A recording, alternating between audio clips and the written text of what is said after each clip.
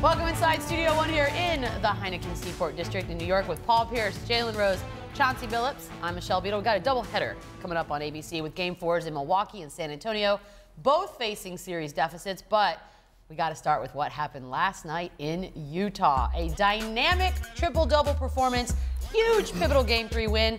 And it wasn't Russell Westbrook, ladies and gentlemen. Ricky Rubio completed the first Jazz playoff triple-double since John Stockton as the Jazz took control of the series. And Russ was asked after the game, how'd that happen? He made some shots, too comfortable. But I'm going to shut that off next game, though. Guarantee that. Pardon me, Paul? I love it. I love it. You know, Russ has to take on the challenge. Obviously, when Rubio is playing like he did last night, they're a better team. I mean, for the series, he's averaging 24, 9, and 9. Oh, on the last two games, in the wins, he's averaging 24, 9, and 9. Russ has to do something. Those are Westbrook's season's average. Oh man. So he has to take the challenge. What's easy to do when you're a point guard guarding another guy that doesn't look to shoot is let your guard down. And you say, you know what, I'm looking to help everywhere else. I need to help on everybody else. So, as Russell said, he's comfortable.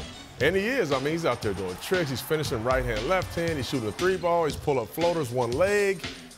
And Russ is right. Listen, it's time to shut his water off. I was like, whoa, Chauncey, where are you going? Shut his water off. About Utah, they're not a one-man show. So, like, if you concentrate on Rubio, then they got other guys who can beat you, as they showed. Derek Favors having a big game the other night. Correct. Obviously, Mitchell, Ingles, they're not. That's what makes them so difficult right now. They're not a one-man or two-man show. This is the beauty of sports. There are 4,000 people to ever play a game in the NBA. And some of them are all-time greats. Some of them are champions and finals MVPs. And some of them are just guys like me to get a chance to play against you guys.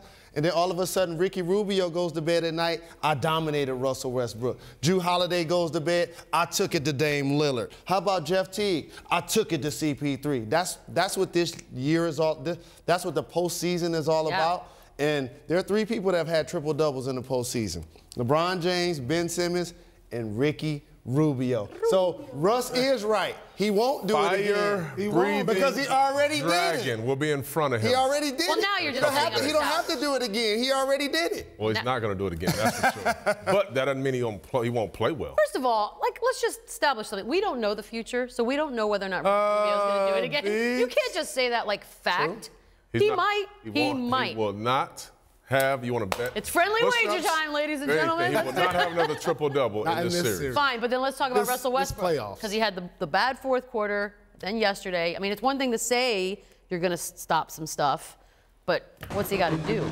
Well, I would like to see Russ be more efficient and continue to attack in the paint. And what you're looking at right now from the Oklahoma City Thunder is they're running their offense outside the three-point line. They did a three-man weave and no action, no penetration. They have to get Steven Adams involved. He needs to go introduce them to the rest of his teammates because he gets them going downhill towards the basket and takes them away from just being a perimeter-oriented team. And here, as a point guard, one of the hardest things that you have to figure out in the NBA, especially a scoring point guard, is when to score, when to facilitate, when to get everybody else to basketball. It's a hard thing to do. I know for myself, it took me a long time to figure it out.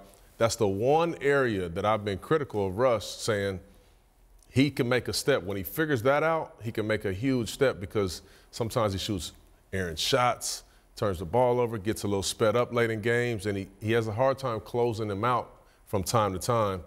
That right there is the next step in him becoming even a greater player. I think a lot of that has to do with the way their offense is. I mean, they run a lot of isolation with Westbrook at the top, one-on-one, maybe a pick and roll here and there, and then a lot of it has to do with Utah's defense. When you got the big guy, Gobert, in the middle, it's tough to say, look, I'm going to go in the paint, try to finish or draw some contact. He's clogging up the middle. So it's a combination of a lot of things. And when you have Anthony out there and George, you tend to defer at times. And if they have it going, you let them continue to have it going. But you're right, Chauncey. He has to figure out a medium to when to be aggressive and when to be passive. But that's what happens when you're going against a really good defensive team that's actually physical. Ingles has size. Favors has size. Gobert is an anchor. So a lot of times you find yourself settling because you can't get inside.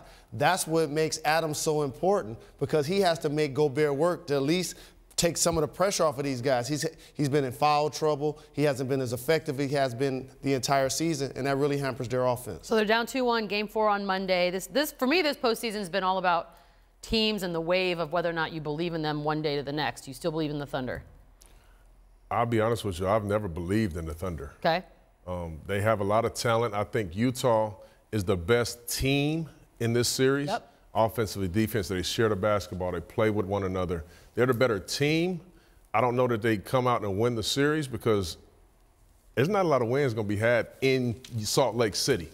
That arena was electric yesterday. So last night. I can't tell you that I believe in them, but, you know, I do believe in Russ. I do believe in Melo in the playoffs. He makes shots. He can go to them down the stretch. I like Paul George, but their team has to be better.